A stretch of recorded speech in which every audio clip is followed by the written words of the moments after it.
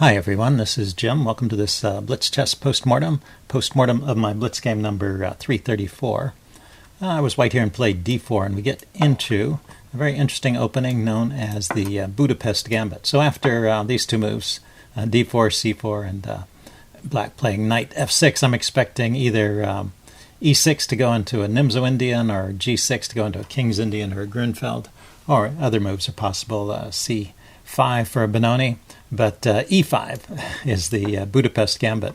And if you look at the evaluation, you see it's not like I'm winning a pawn here. You can grab the pawn, but black is going to round it up in almost all lines. So knight g4 is the main move, although knight e4 is an interesting kind of offshoot. And then bishop f4 is the top choice here, and it's also the line recommended by Yasser Seirawan. Couldn't think of his name during the video. But I find this difficult to play. So let's just put it on the board for illustration purposes. Knight c6. The thing is, in this line, I think white has the opportunity to try and hold on to the pawn. Not there. Knight f3, the opening book is saying. Bishop b4 check. And knight bd2. I think you have to play this to block the bishop. And, you don't want to put your knight there and have the pawn damage. So let's see, is there a way to hold on to the pawn here? d6. Yeah, after d6, then you get to keep the pawn. So if you want to try playing this way, trying to hold on to the pawn, at this point the engine is starting to think white is doing okay. Let's see, I guess taking back wasn't the best move. Maybe queen f6 there. Let's see, are there other places where black... queen e7 here instead of d6, queen e7. I was going to say, it shouldn't be that easy. In general, you have to suffer something or other in order to try and hold on to the pawn. So, e3 here. And knight takes e5. It looks like he's getting it in this line anyway. But I always found that line a bit tricky to play. So I play the other line after d takes e5, knight g4. Just develop the knight, hold on to it. You're going to give this pawn back eventually, but you want to make him suffer a little bit first. So bishop c5 is the main move there, and then e3. So he's just immediately ganging up on f2 there, so you really have to play e3 to protect that. And then knight c6. And bishop e2 could be played here, or you can develop the knight. And you get the knight, in this line you get this knight to a more natural square. And now usually he will take or castle and then take. And at this point it's better, I've found, to go ahead and exchange all the way out. And then the chess engine is like this. It always wants me to play the move f4. And there may be cases where that's a good move, but I'm not entirely sure this is one of them. It leaves you with this backwards e-pawn that you have to find a plan for dealing with. Of course, it gains a tempo on the knight. But anyway, I typically ignore those kind of suggestions from the chess engine. Just play normal moves and get into a position, cancel. He didn't castle there. He played d6. Okay, a bit of a rare move. And I castle. And pretty soon we're out of the opening book here. Castle, castle. And I play a3 here. Okay, once again, the chess engine is recommending f4. Or it had another interesting idea, knight a4. I think that's probably a good idea here. Kick the bishop before he's moved his a-pawn, so the bishop doesn't really have any great squares to go to. So probably knight a4 is the best move here. I play a3, and he can play a5, and you can see that black has pretty much equalized. This is a good move, stopping me from playing b4 and kicking his bishop. So I settled on b3. I still want to be able to develop my bishop, get it onto a good diagonal here. And if he plays a4 now, I can push on with the b4 and kick his bishop that way. So this kind of holds things together on the queen side. He plays c6. The engine is recommending rook e8, continuing to develop his pieces. Another idea, and sometimes the reason why the players will avoid this d6 move, is to play a4 and then lift the rook up to the square, play a5 rather, and lift the rook up to a6, and then even swing it across to the king side. Pretty interesting. Here, let me erase my bishop lines. So that can be a very interesting strategy for black. But to play that way, he's got to avoid this d6 move. Okay, so he played c6 here, and pretty shortly, bishop b2, queen g5, we get to a critical situation. Yeah, it's right here. Queen g5 was probably not the best move because I have knight e4, which forks the queen and the bishop in a way. Now the bishop, of course, is protected, but after I play knight e4 attacking the queen, he's got two pieces under attack in addition to the queen. The bishop is under attack and the knight is under attack. And so if the queen moves somewhere where the knight's not defended, this pawn is overloaded. It can't defend both of those pieces. So it looks like I can win a piece here after the move queen g6. But if you look at the evaluation, it only changed by 1 point. It only changed to +1. So I'm not winning a piece here.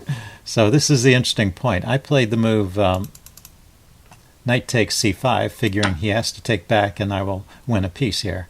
But the engine has the very interesting retort, bishop to h3, threatening checkmate.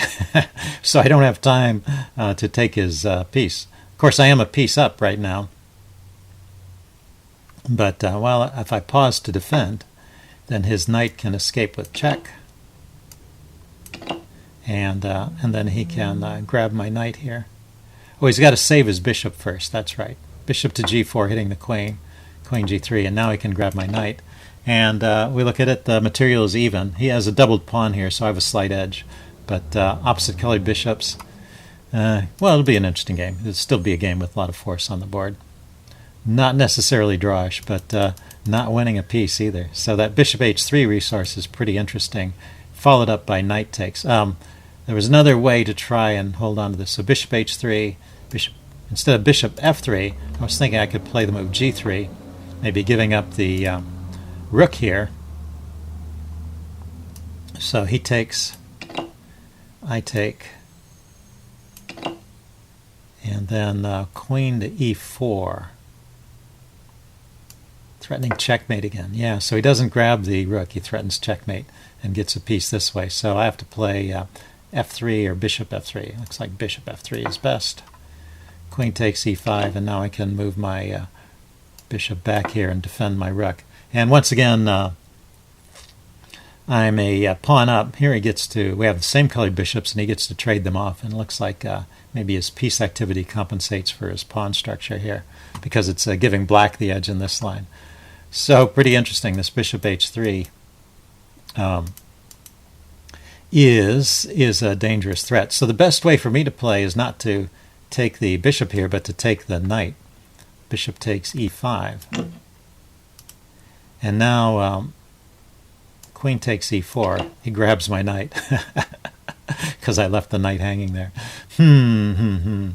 And bishop takes d6. And I kind of gain a pawn this way, but how about if he just tries to pin my bishop to d3, hitting his queen? Okay, a lot of complicated tactics here. Rook takes d6. I take the queen. He takes the queen. I take back. And I'm up the exchange and a pawn. Okay. Complicated stuff. So after bishop takes d6, it's best for him just to take back. And we have this situation where I've won a pawn. And that's the best play for both sides. I can actually win a pawn. So his move, queen to g4, queen to g5, when he played this move, that really was a mistake.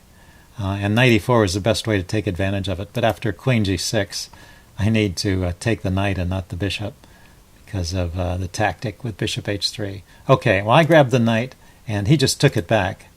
And after this, I'm just a piece up. So I maintain the advantage through the rest of the game. He tries to get some activity going, but he never really manages to stir anything up. So there's not really a whole lot going on. I just have to, I guess, even the threat of h5 to h4 is not a big deal. Like I could just play bishop to e5 here, and get out of the way of that, and I'd still be fine. I thought it was simpler to block it with the h-pawn, just trying to freeze his pawns and keep them from coming forward, so it makes it a simpler win for me. And after a few more moves, yeah, I come in and pin the bishop and take here. So bishop takes c6 was not the best move here, but he did resign. Bishop to d6 is even stronger. Okay, yeah, bishop to d6 is a good move, hitting his queen, and then, sorry, let's try that with, there we go. Bishop to d6 hits his queen, and then the rook behind it, so he's in big trouble here. And he doesn't have any great tempo moves with his bishop, because I can always grab things. So after bishop d6, if he tries to move this out of the way, I can just take here with the rook, okay, and defend my bishop.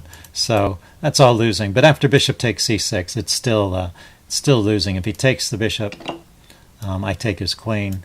He takes my queen, but then I can take back. Yeah, and I've got these 2 pawns here and an extra rook, so should be a winning advantage. So after bishop takes c6, my opponent resigned. That's how the game ended. Hope you guys enjoyed this, and see you later. Bye.